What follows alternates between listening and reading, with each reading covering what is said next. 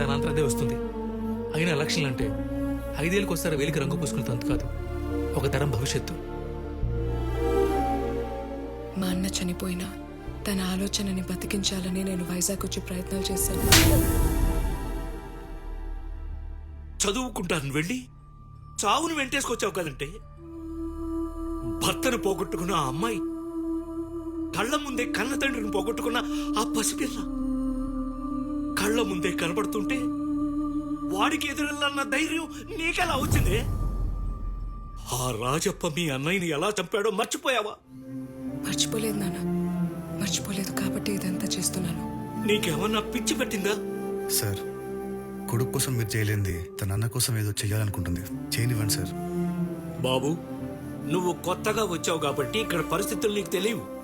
నువ్వు నా కూతురు కోసమే వచ్చావని తెలిసింది, చాలా సంతోషం. కన్న తండ్రిగా చెప్తున్నా,